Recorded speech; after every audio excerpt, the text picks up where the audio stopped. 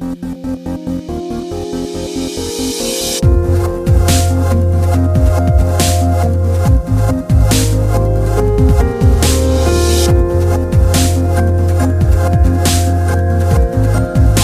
and welcome to the Startups of London podcast. I'm your host Ozan and the founder of Startups of London. Today I'm joined by Ed Johnson, co-founder and CEO of Pushfar. Pushfar is a mentoring and career progression platform. They run an open and free mentoring platform according to their website, trusted by 75,000 mentors and mentees, alongside world-leading mentoring software, which customers can white label and streamline internal mentoring programs. Welcome, Ed. Thank you very much. It's brilliant to be here. I've seen a lot of mentoring startups, and most of them failed, honestly. So what are you doing right?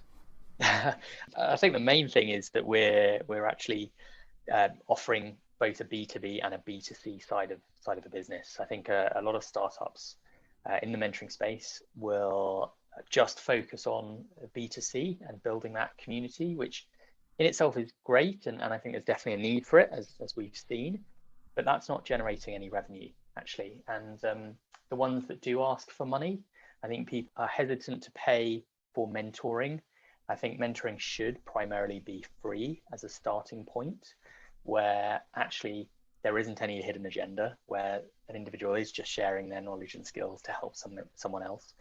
And as a result of that conversation is truly mentoring, and there isn't that hidden agenda with cost. So the B2C side of things, whilst it's great, if we were doing that on its own, we would be making no money at all, and we would have closed a long time ago. So I think what we've done is we've made that same technology into a B2B proposition, where we take that technology and we license it into companies, and that immediately gives us a strong revenue stream. And it was probably luck of timing as well, because I think a lot more people were turning to mentoring during the pandemic as well. Yeah. Interesting. One of the dilemmas, I think, about mentoring, and I've mentored a few people. I've worked as a mentor. I was one of the mentors of the University of Greenwich for their startup program, and a few others. And I had a cross mentoring relationship with someone whom I deeply respect. Two people actually, and I've learned from them. They were much older than me, and they say they've learned from me. Hopefully they did. But the interesting thing is, it is such a valuable thing, this mentoring conversation and that kind of a relationship. It's incredibly valuable, but it's difficult to monetize because in a way it goes against something there. So when it becomes commercial, it changes the nature of that dialogue. And then we start, perhaps it's time to blame capitalism, I don't know. But when we start to feel like customers, it changes the dialogue. What do you think about this? I think it's at the heart of your business as well. Yeah, absolutely. I couldn't agree more. I think mentoring works when it's voluntary, and it goes back to that earlier point. It is very hard to then monetize a business around mentoring. Yeah. So we made the decision not to monetize mentoring, but to monetize software that helps companies run their own mentoring programs. Got it.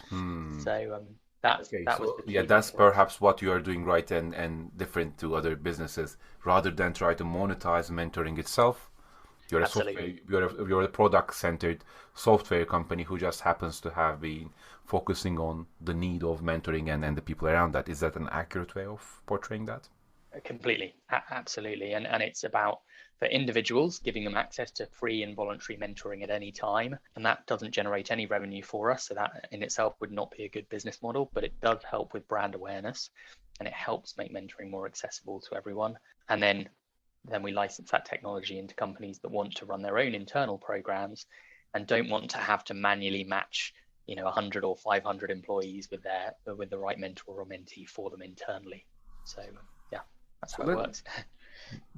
Fascinating. So let's dive into the business a bit. Tell us about your most important numbers, metrics that you as a co-founder follow on a weekly basis.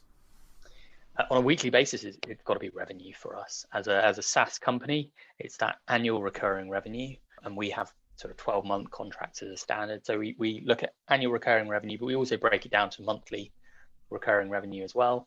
And I think that has to be at the heart of most businesses. I think it can be quite easy or tempting perhaps to focus on vanity metrics. So for us, we could easily focus on how many mentors and mentees we have. But as we've just said, that they're all voluntary, so it doesn't actually help us grow the business. What Hmm. it does is how many contracts we have with companies. And at the root of that is that annual recurring revenue, and knowing that we can keep going for the next year, and that we keep on growing, and we can only do that with money. And this brings us perhaps to a question I was planning to ask later, but I think it's really relevant. So, what is the role of funding? What has the role of funding has been in this business? Are you crowdsourced? Are you customer funded or bootstrapped? Or did you receive any external funding in seed or in other forms? It was seed funding for us. So we did as much as we could in terms of development, myself and my co-founder, before we went to get seed funding. We Hmm. then got an initial seed round of 100,000, just shy of £100,000. Yeah. And we then did an additional round. So we've in total raised 400,000. And that was the last funding round we did was just over 2 years ago now. So actually at the start of the pandemic. We're fortunate we managed to close it when we did, and subsequently have been funded by our client, and aren't looking at going through any more funding rounds. I think sometimes startups can focus on how much have you raised, but actually for us it's, well, how much can we generate in terms of revenue, Yeah. and only we would only go through another funding round if it was absolutely necessary, and we're in a fortunate position that it's not. Hmm. And do you think it would have, like the progress you've made would have been possible without funding? I think it probably would have been, but at a lot slower rate. So Mm. we would have probably spent 3 years developing it rather than a year, because we'd had to do it part time. We would have had some marketing budget, but not much. It would have been our own, whatever we had available that we would put Yeah. into it. So I think funding allowed us to accelerate that and to really focus on it full time, and to get us to where we are now. And if we had spent a lot longer and not been funded, we would potentially have run the risk of missing the boat in terms of the market and interest in the business.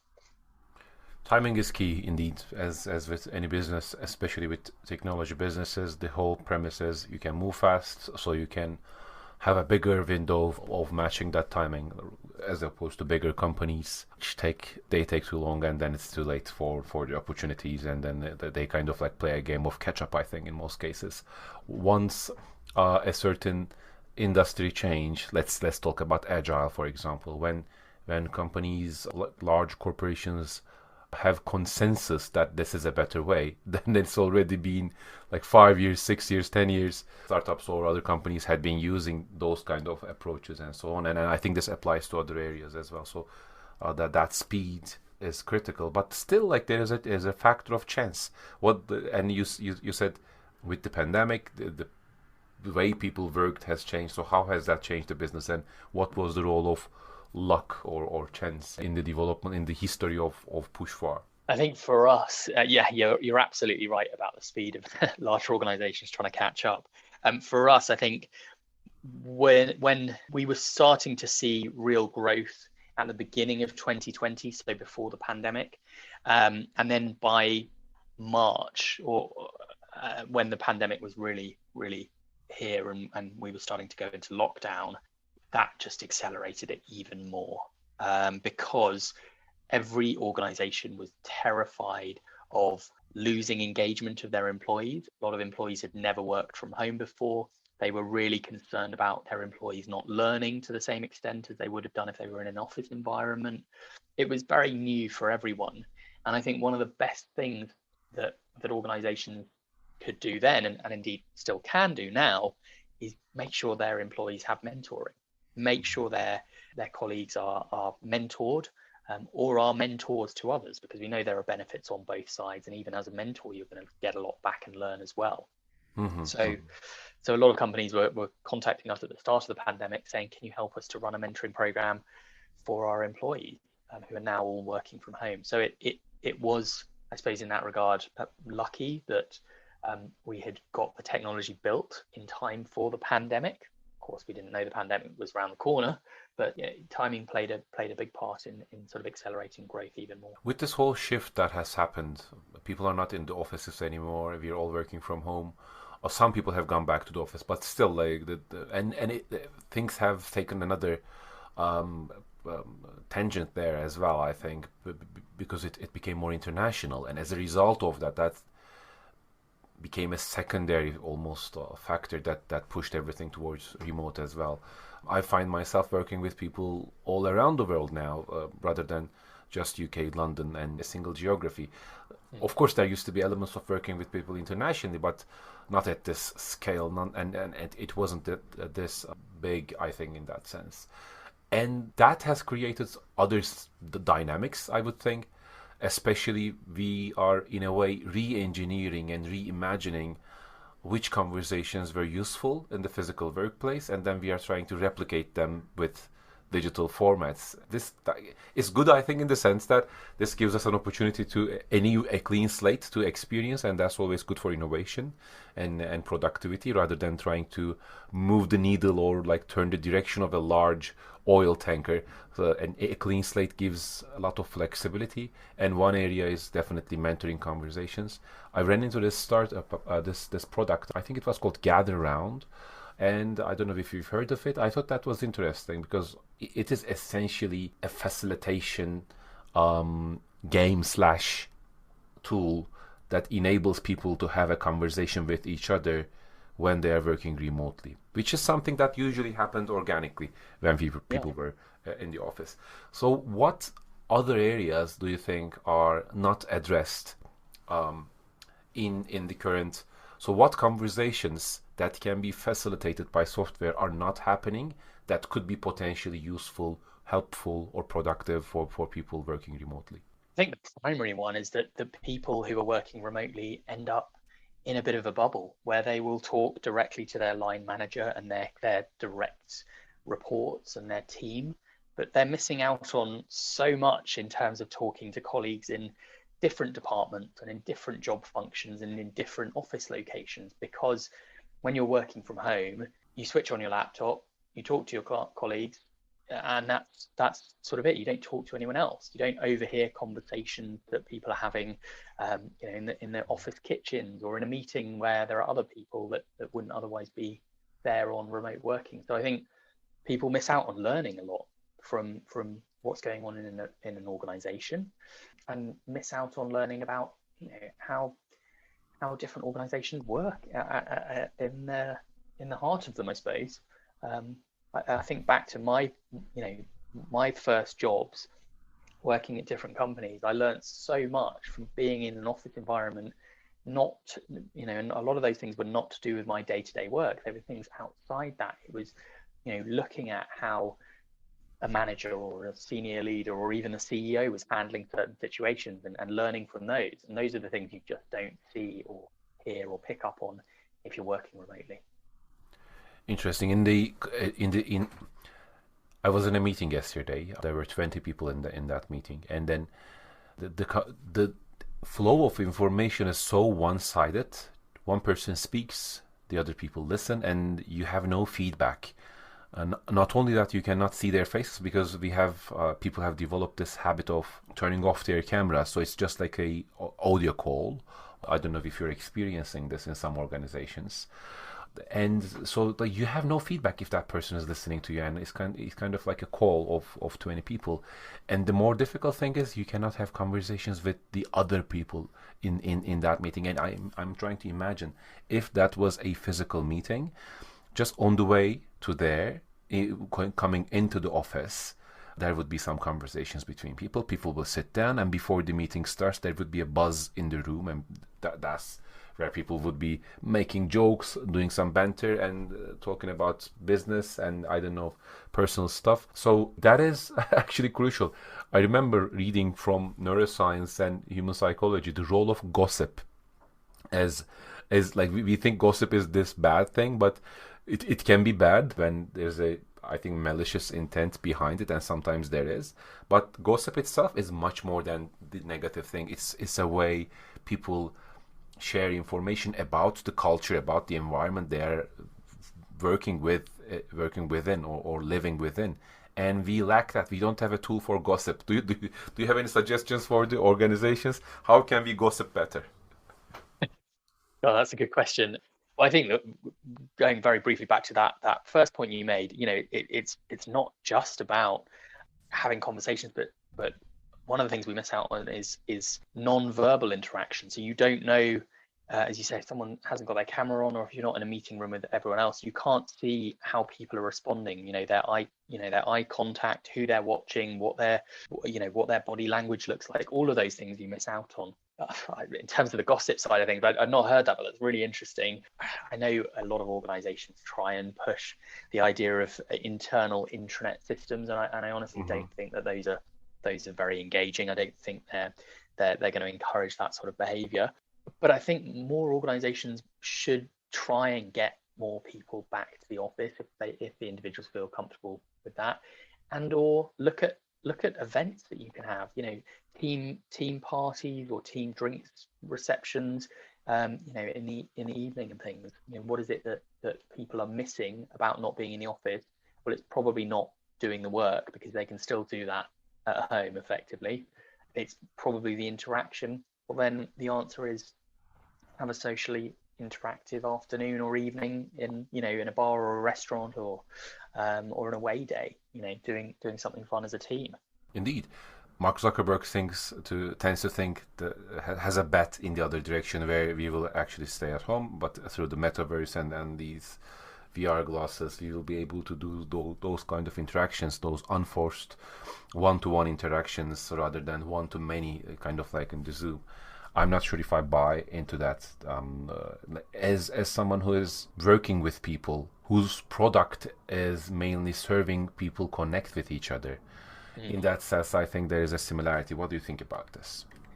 Yeah, I completely agree. I think actually, for the majority of people who like human interaction, who like people, I don't think they're going to buy into the metaverse at all. I think the metaverse stands to serve some individuals really effectively, potentially.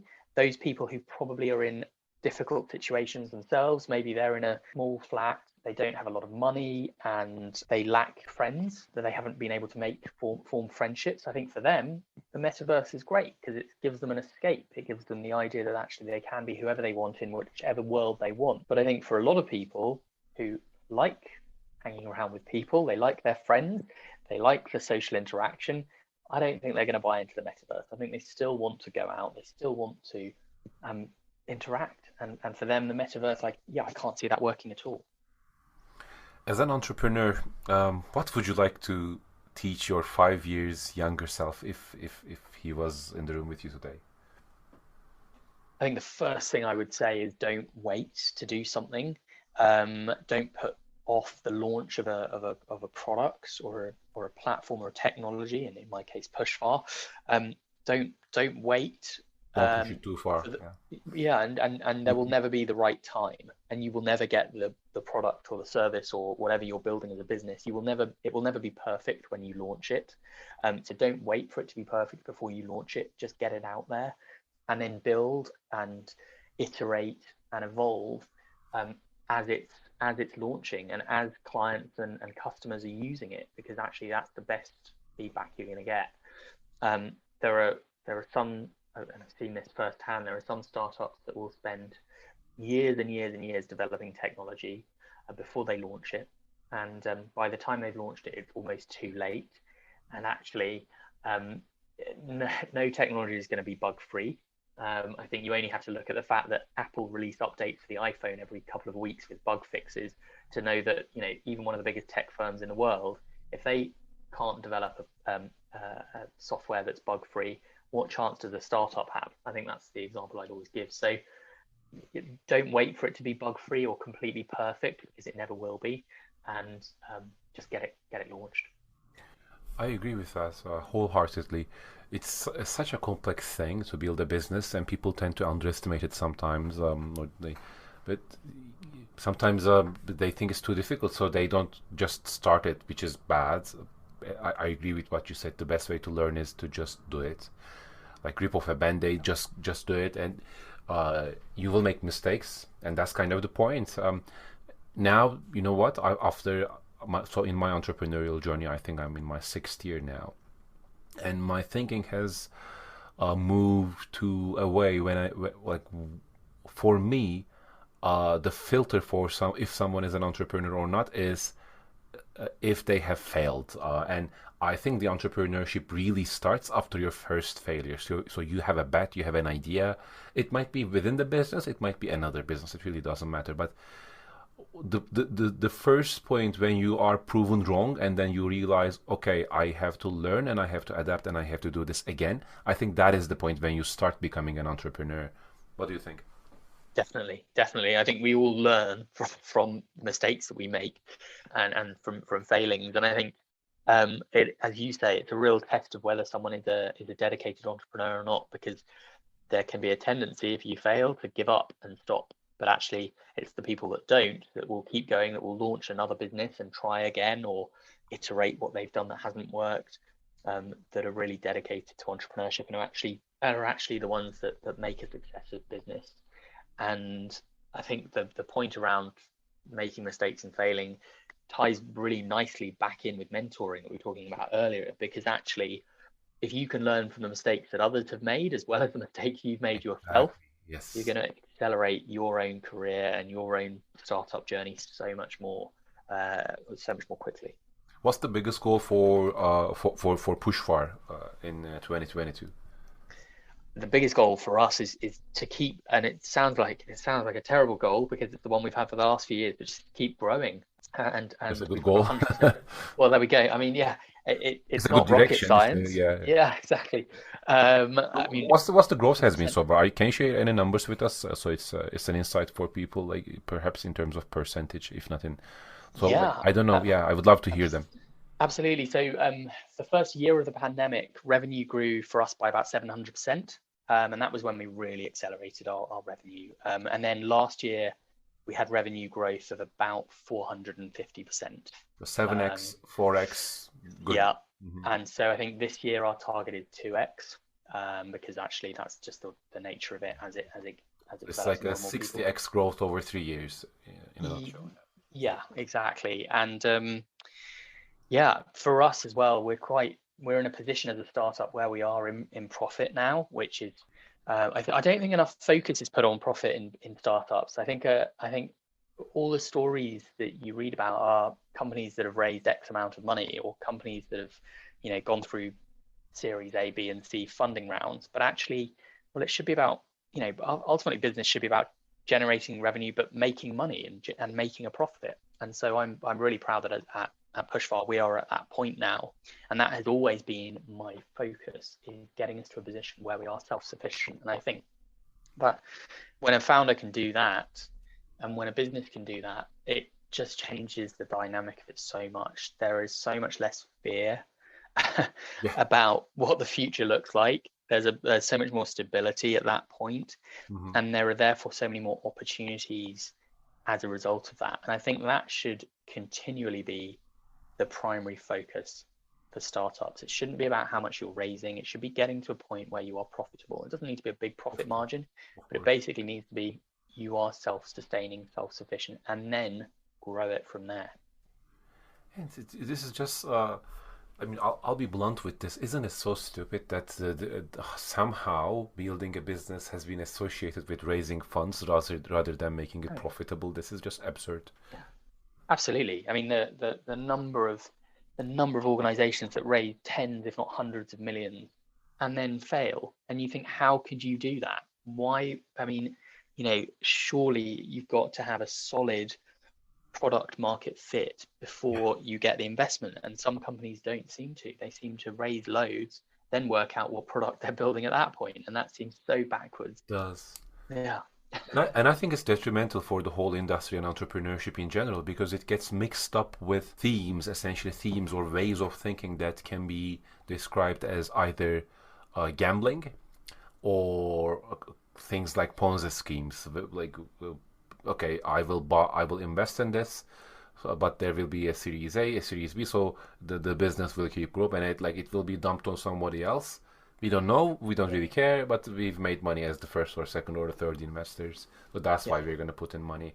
So that Ponzi scheme like nature to it, and as well as the high risk, high reward. It's just like there is money that wants to take risks, so there is appetite for risk, and startups tend to be the answer. So people Yeah. invest in startups. But I think in the long run, this is really detrimental to entrepreneurship and business building in general, because essentially what you're doing is you build an engine that creates value. It's a complex engine. It is self-sustaining, and it is made up of parts such as technology, people, software, customers, money, and then you intellectual capital. You bring all these together in a complex but consistent way, which is, I think, it's a remarkable area for the human intelligence to focus on, because it can create so much real life value, perhaps even more than science in some cases.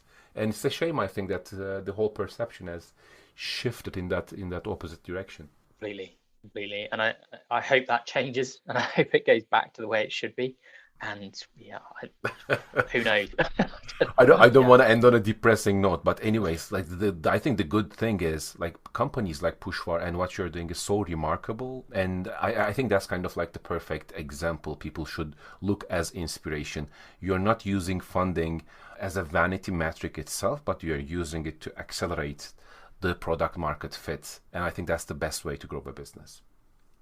thank you. Yeah, absolutely. I mean, it's working for us, and we've got there after a number of failed attempts from me as an entrepreneur in the past as well. So it's nice to now be at this position and looking at growing it further. Perhaps in another chat we'll talk about the previous failures and what you learned from them. But as we wrap this chat up, is there anything you would like to add, or let people know? One recommendation I would make is, if you're hiring, it could be good to share that, so Yeah. people would know about it. But other than that, feel free to know of anything people should hear about Pushfar. Thank you. Yeah, I think, well, if you're looking for a mentor, or you think you can share knowledge with other people and become a mentor, or do both, then you can sign up to our completely free open network, and find a mentor or mentor others now. And that's just at pushfar.com. And then we're always on the hunt for talented individuals, particularly developers, but also those in sort of customer support roles. So if that is you, then drop me an email. Thank you, Ed. I have so many questions left, from how do you approach monetizing to how do you manage B2B and the development, the incoming leads and the outgoing. But I think they will have to wait for another conversation. This was a wonderful chat, really insightful. I love what you're building with Pushfar, and I wish you the best. I hope it just scales like crazy, and we see another 60x growth in the next 3 years. Thank you for joining this chat. Thank you.